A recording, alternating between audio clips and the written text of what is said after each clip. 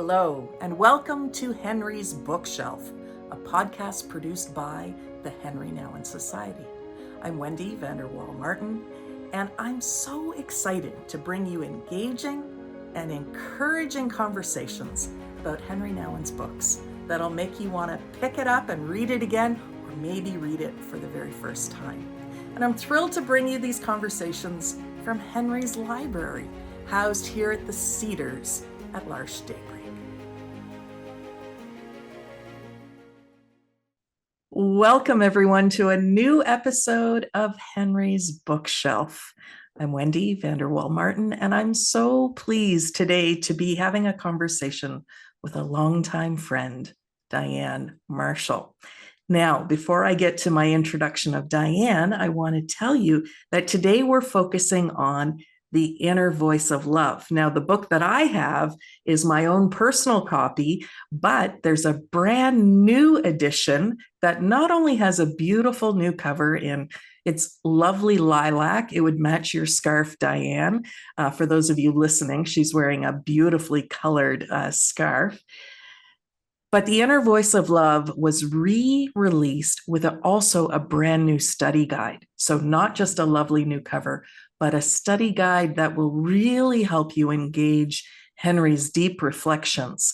Now, this book was written as a personal journal about 8 years before Henri's death, but it was something he never thought would be published.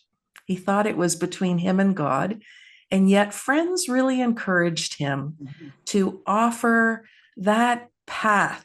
The subtitle is A Journey Through Anguish to Freedom. And his friend said, there are others who are suffering, who might deeply benefit and experience healing as you journeyed with God, Henri.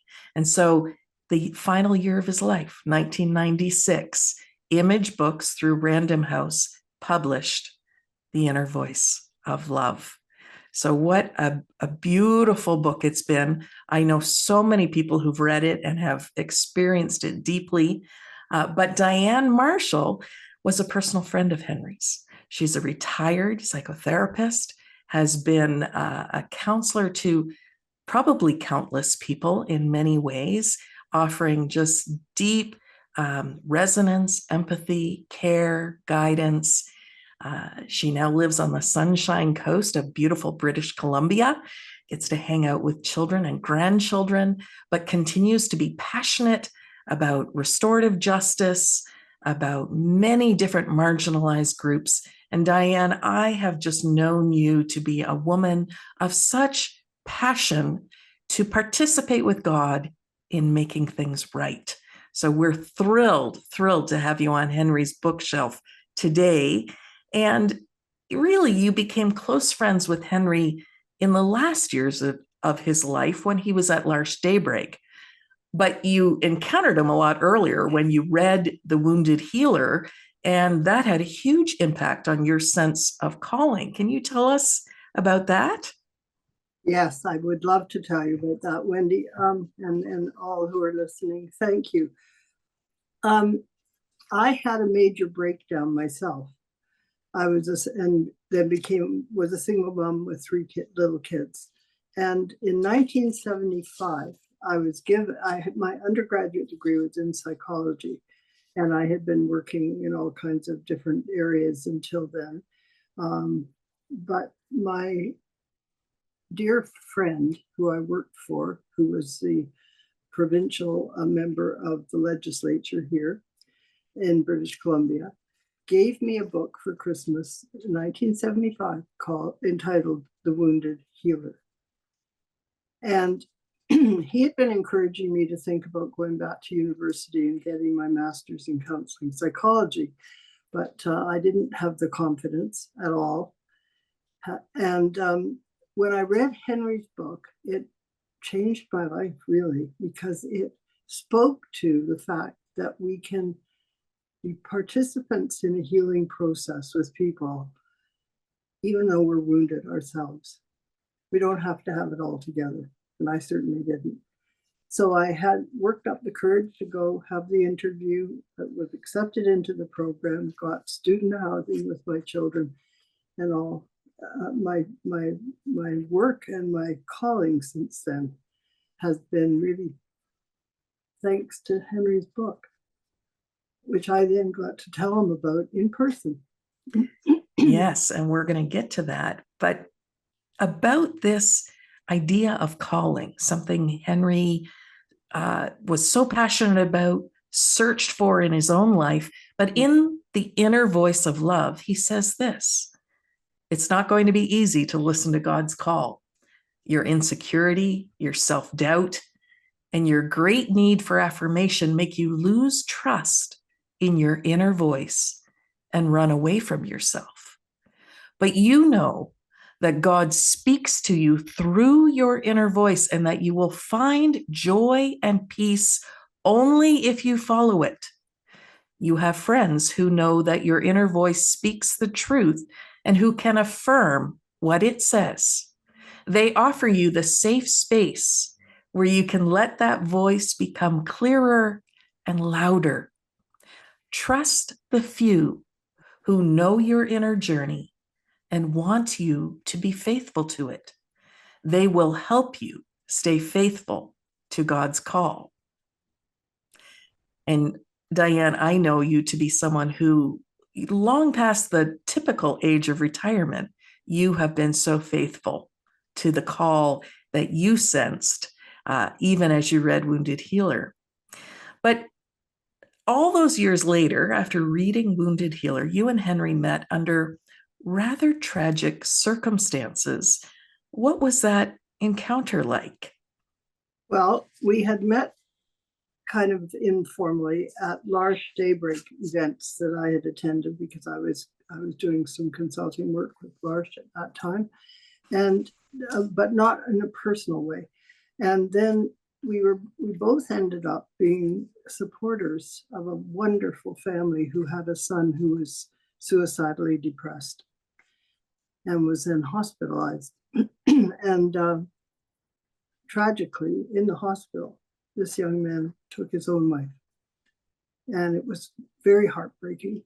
And Henri was asked to give the message at the Anglican church that this family was part of. And he spoke then about something that I've never forgotten and have been able to share with other people who've had such situations in their own lives over the years of losing someone so tragically. He talked about people sometimes being unable to bear the weight of life, and that all we can do is completely commit them into God's eternal love. And it meant the world to the family involved. I think it meant a great deal to that church community, and it certainly meant a great deal to me. So when Henri and I agreed to get together, partly to talk about the limitations of psychiatry, the limitations of spiritual care, that someone so deeply gifted but so deeply wounded was unable to bear, we got together for dinner. Henri's invitation to me to join him for dinner at a little restaurant he really liked. And we talked for 5 hours. I think we closed the restaurant down, and decided then and there to become friends. And that was 1991. And it was a very profound conversation. I told him I never thought I'd get to meet him, the person who helped change the trajectory of my own life through reading The Wounded Healer. And then I also told him that I'd had a serious breakdown before I read that book. So then he told me about his breakdown and breakthrough and the journal he had written. And so that began our relationship, really, of conversation, right until the time of his death. So amazing. It's one of my deep regrets that I never met him in person. So I'll confess publicly on a podcast that I'm a wee bit jealous that you had that opportunity, Diane, but I can just, knowing you and being immersed in Henri's writing, I can just imagine the two of you closing down that restaurant and just having such deeply connected conversation. Mm-hmm. Now, Henri, of course, is known for offering a deep sense of intimacy and vulnerability in his writing, but it might be argued that The Inner Voice of Love, his journal from a time of profound heartbreak, is the most intimate and vulnerable. Mm-hmm. And you and Henri accompanied each other through really some very difficult experiences. In the book, Henri says, much of your ability to trust your friends depends on your belief in your own goodness. And for many of us, that's very difficult, isn't it? To believe in our own goodness. And then he goes on, allow your friends the freedom to respond as they want and are able to. Let their receiving be as free as your giving. Then you will become capable of feeling true gratitude. Diane, you and I have talked about this story, but will you tell us about the time that Henri hosted you over a very wintry weekend at L'Arche? Yes, it was 1994. And it was definitely a blizzardy weekend. And he was going to be alone in the house where he lived up in L'Arche Daybreak. And he asked me if I could get up there in this storm. And I said, okay, I'll try. And he invited me to come and stay for a couple of days with him. And he knew I was in a very, very sad place in my life. I'd lost my mother. My marriage had broken down, and the associate clinical director, with whom I'd worked for so many years, had died. So everything had happened in the space of about 4 months, and he knew that I was kind of probably on the verge of collapse, and he was right. So I arrived in the evening, and he had made tea. So he had tea and cookies, and I couldn't believe it. He put on sand songs from the Carnival of the Animals. Well, after he took my coat and had me sit down, he said, I'd like you to listen to something before we talk. And he put on The Swan. Now, for any of you who haven't heard The Swan, you might not fully appreciate it, but I hope you can listen to it at some point. It is very deeply moving, and all I did was cry. I just cried and cried. And then he played it again, and I cried and cried. That was just like him, you know. I think you should listen to this a couple more times. So he played it again, and I bawled my eyes out, really. And that was the kind of beautiful gift he gave me, really. And then he gave me some things on that same weekend, Wendy, too, that he wanted me to reflect on. And he reflects on this in the Inner Voice of Love quite a bit. The issue of self-rejection. That when you feel rejected yourself by someone you've trusted or loved, it's even through death of someone you've trusted or loved, it can lead to profound inner self-rejection. And Henri gave me one of the sternest things he's ever said to me. He said, do not let people rob you of your calling. And wow. He said, and then he said, go and write about that in your journal for a while, and then come back and share with me what you wrote. So I did. I went and wrote about it, cried some more, of course, but that was okay. I wrote about it and got clarity around the boundaries of myself and not being so porous. And Henri and I then talked about that quite a bit, because he said that he'd written about that in his own journal. That he'd kept when he was in recovery, that he had to learn what healthy boundaries were so that he wasn't so coarse and so vulnerable. And that was part of the inner voice of love. So I learned a great deal that weekend. And then can I tell you about driving with Henry in the snowstorm? Because it was hilariously funny and it gives you a little picture of what he was like. So he decided that we'd go downtown in this blizzard on the main highway to the downtown L'Arche, Toronto community for dinner and a celebration of the Eucharist and conversation. So we get in the car. Now, Henry, for any of you who know him, or talked with his hands all the time. That's how he expressed himself. We get in the car and start driving, and he's got just you know, honestly, he was hilarious, but I was terrified. So I kept saying, Henry, please keep both hands on the steering wheel. We couldn't see the road, couldn't see anything. It was terrible. We got there and had lovely visit with everyone there and dinner there. But then we had to go back home and it was still snowing. And Henry said, oh, I've got something I have to talk to you about. And he started talking about his experience with the troop, that trapeze troop.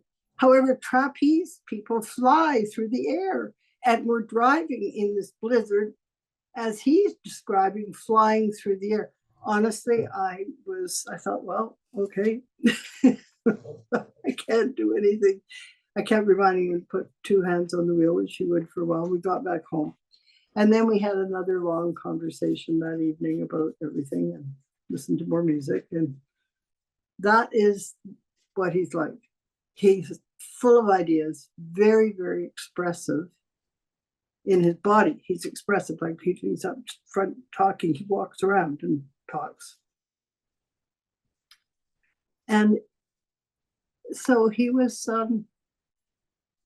that weekend was really profoundly healing for me in the same way reading The Wounded Healer all those years earlier had been. That was a great privilege for me. Well, and I think he could be such a deep soul friend for you in those moments because he was no stranger to being at a breaking point and experiencing profound heartbreak. Again, from the inner voice of love, Henri said, you have to trust the place that is solid, the place where you can say yes to God's love, even when you do not feel it. Right now, you feel nothing except emptiness and the lack of strength to choose, but keep saying, God loves me, and God's love is enough.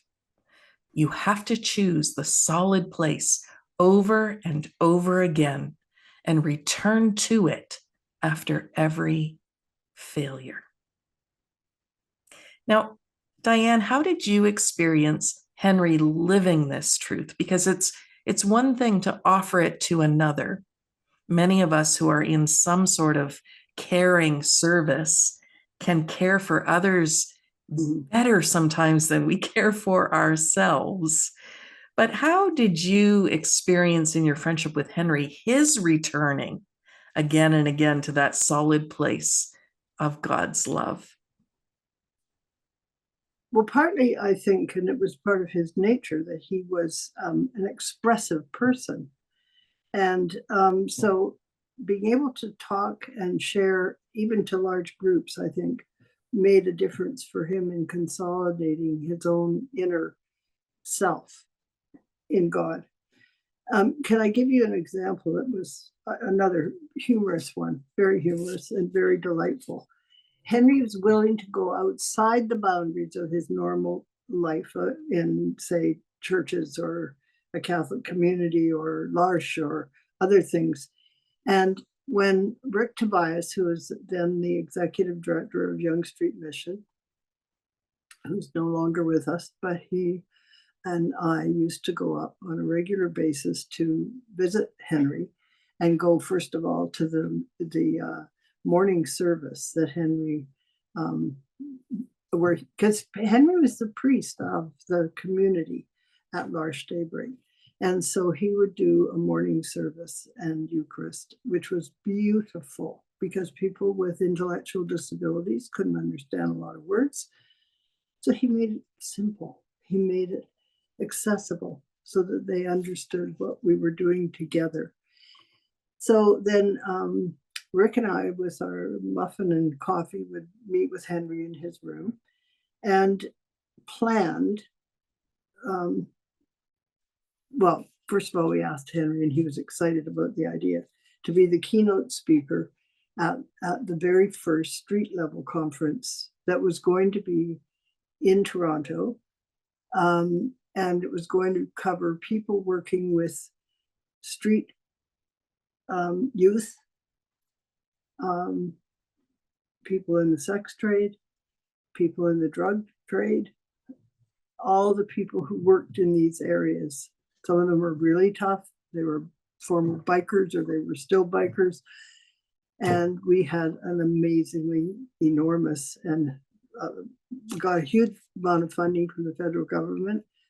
And I was on the board of Street Level at that time. We got the money so that all people could come from across the country and stay for 2 days in a hotel in Toronto. Henri was the keynote speaker. Now, everybody else who didn't know Henri, including other board members, thought, why would you have a Roman Catholic priest as the speaker to the, and we just said, will you wait and see? So Henri was phenomenal. He was phenomenal. He wanted to meet everybody, wanted to talk to everybody. But then in the final meeting together, Henri decided we should all sing together Ubi Caritas et Amor in Latin, of course. And nobody knew what it meant. And he explained it. And then he gets up front and he conducts this huge crowd of about 400, 500 people, tough looking people, people with tattoos all over them, people who are sitting there like this, dumbfounded.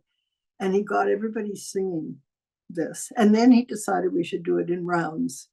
And he split the group up and we sang it in rounds.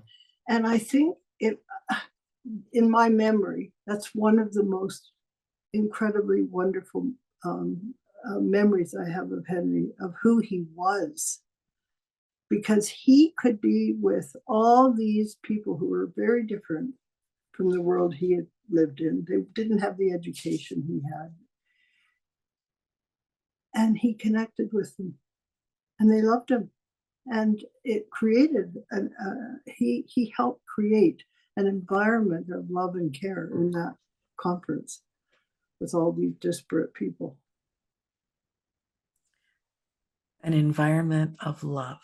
Indeed, that was Henri's strength. Everyone I talked to who knew him personally talks about how he was fully 110% present with whoever was in front of him. That's right. Now, this is a quote that I pulled from The Inner Voice of Love, and I think it's so compelling as someone who read Henri as a hurting teenager. He's talking about how we share our own narratives. And this is what he says.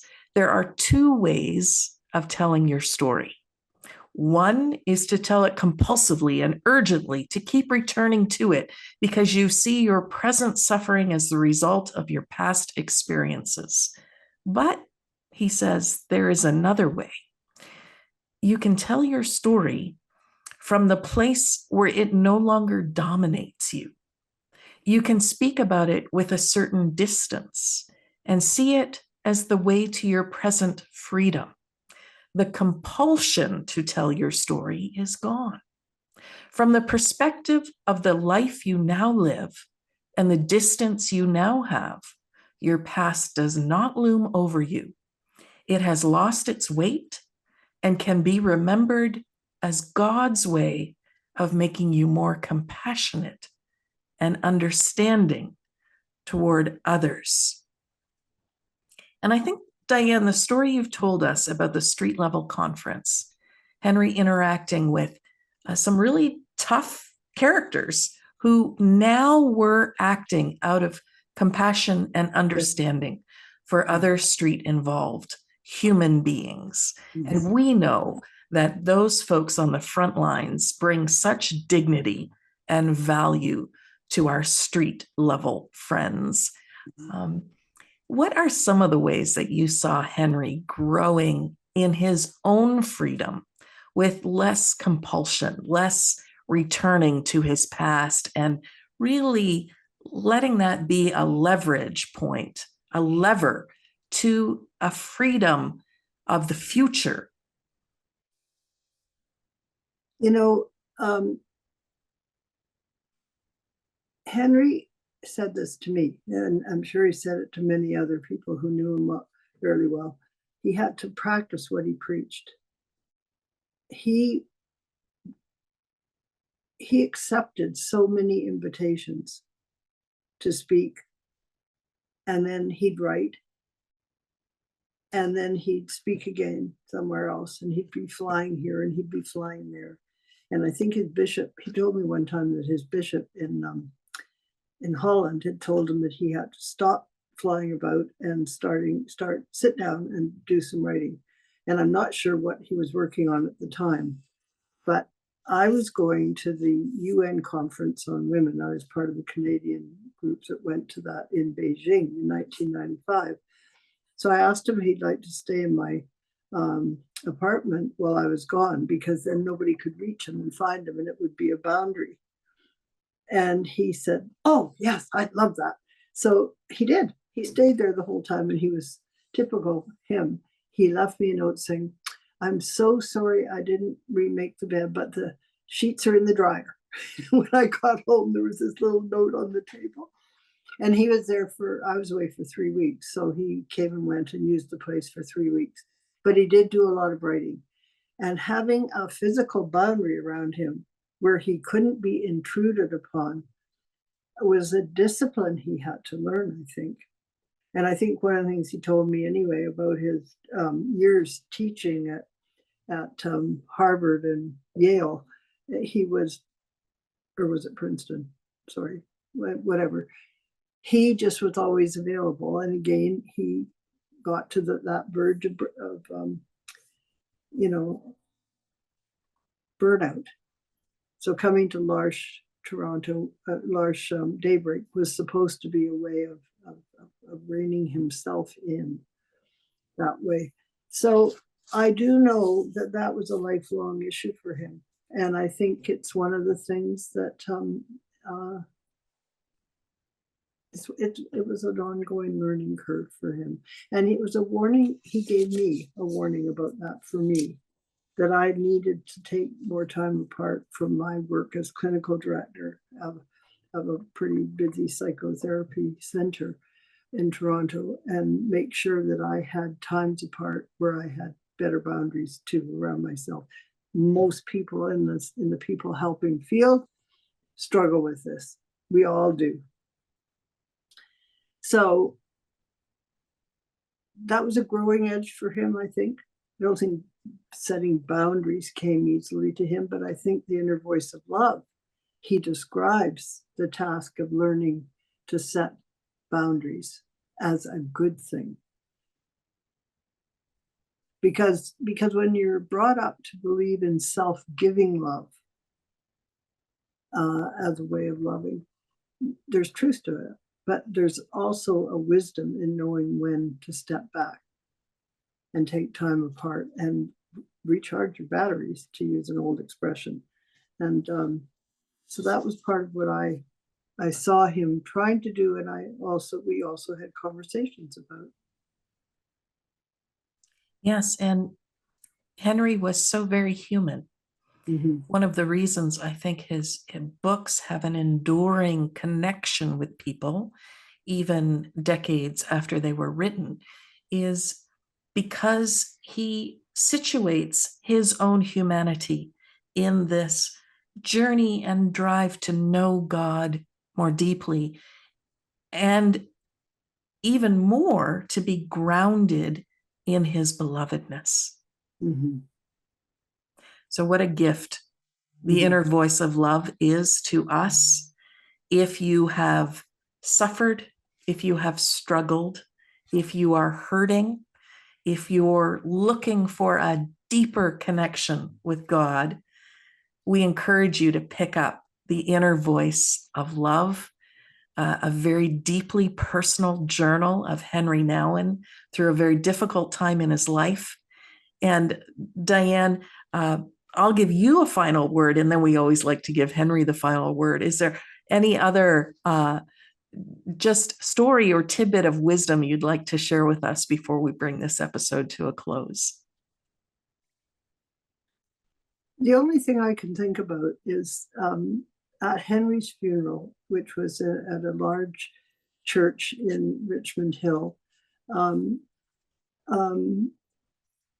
of the people who knew Henri, because he knew so many people and he touched so many people, who spoke was Fred Rogers from Mr. Rogers' Neighborhood. And he talked about Henri helping him, Fred Rogers, who spent time with children, helping them feel loved, but helping him himself feel loved and affirmed so that he could give that love out every day to children. And he shared about that. And that was very moving to me. And it was a wonderful remembrance of the way in which Henri touched multitudes of people's lives, really, not just through his writing, but through his speaking, and then what other people did, who like Fred, Mr. Rogers' Neighborhood, all those children, mine included, who had loved that program. So I think that's something that I kind of hold dear to my heart, because it was it's a remembrance of how much Henri gave of himself to so many people, street level workers, Mr. Rogers' Neighborhood, books he wrote, the Eucharist that he made simple for L'Arche Daybreak, people with intellectual disabilities, and he included them in his service.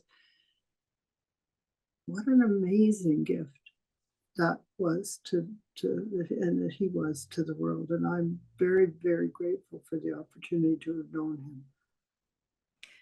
Well, and I often think about how much Henri wrote, not only about death, but about the presence of those who have died and the ways in which they continue to bear fruit.